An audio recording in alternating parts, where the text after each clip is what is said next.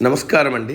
భగవద్గీతలో నేడు 17వ అధ్యాయము శ్రద్ధాత్రయ విభాగ యోగమునందు 11వ శ్లోకము తాత్పర్యం వినిపిస్తున్నది మీ విజయభాస్కర్. అఫలాకాంక్షిభిర్యజ్ఞో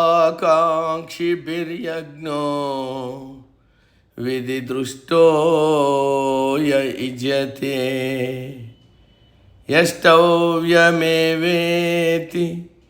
మనస్సమాధాయన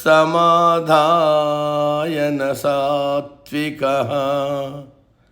తాత్పర్యం: మన మనస్సుకు ఇది చేయతగిన యజ్ఞము అని అంగీకరించబడినది, శాస్త్ర సమ్మతమైనది, విధి విధానాలతో కూడినది, ఏ ఫలమును ఆశించి చేయనిది అయిన యజ్ఞమును సాత్విక యజ్ఞము అని అంటారు. యజ్ఞము అంటే కేవలం హోమకుండములో నెయ్యి, సమిదలు, హోమద్రవ్యాలు వేల్చడమే కాదు, శ్రద్ధతో మనము చేసే ప్రతి పని యజ్ఞమే. మనం ఏదైనా ఒక పని చేసే ముందు అది మంచిదా కాదా, శాస్త్ర సమ్మతమా కాదా, ఇది ఒకరు చెబితే తెలిసేది కాదు. ఎవరికి వారు తమ మనస్సును సమాధానపరచుకోవాలి. అందుకే మనస్సమాధాయ అని అన్నాడు. మన మనస్సుకు మనం చేయబోయే పని మంచిది, న్యాయమైనది, ధర్మబద్ధమని తెలియాలి. అప్పుడే ఆ పని చేయాలి. రెండవ నియమం: మనము చేసే ప్రతి పని ఏదో ఒక ఫలాన్ని ఆశించి చేయకూడదు, నిష్కామంగా చేయాలి. దీనినే సాత్విక యజ్ఞం అని అంటారు. ఉదాహరణకు, ఏ ఫలమును ఆశించకుండా పూజలు, వ్రతాలు చేయడం, దైవ కార్యాలు చేయడం, పరోపకారమునకు పనికి వచ్చే పనులు చేయడం, ధ్యానము చేయడం, వేదములలో, శాస్త్రములలో చెప్పబడిన పంచమహాయజ్ఞములు చేయడం.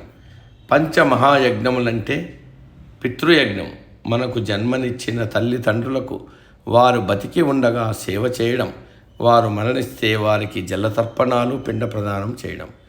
రెండవది దేవయజ్ఞం, ప్రతిరోజు దేవతామూర్తుల్ని పూజించడం, ఆరాధించడం, నివేదనలు సమర్పించి ఆ ప్రసాదాన్ని భుజించడం.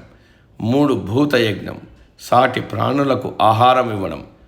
4 ఋషియజ్ఞం, మనకు వేదములను, శాస్త్రములను అందించిన పూర్వకాల పురుషులను స్మరించుకోవడం. 5 అతిథి యజ్ఞం, అనుకోకుండా ఇంటికి వచ్చిన వారికి ఆహారం పెట్టడం.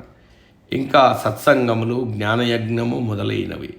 ఇవి అన్నీ సాత్విక యజ్ఞములు అనిపించుకుంటాయి. నేటికి సమాప్తం. తదుపరి శ్లోకం రేపటి రోజు. సర్వే జన సుఖినో భవంతు. అందరూ బాగుండాలి, అందులో మనం ఉండాలి.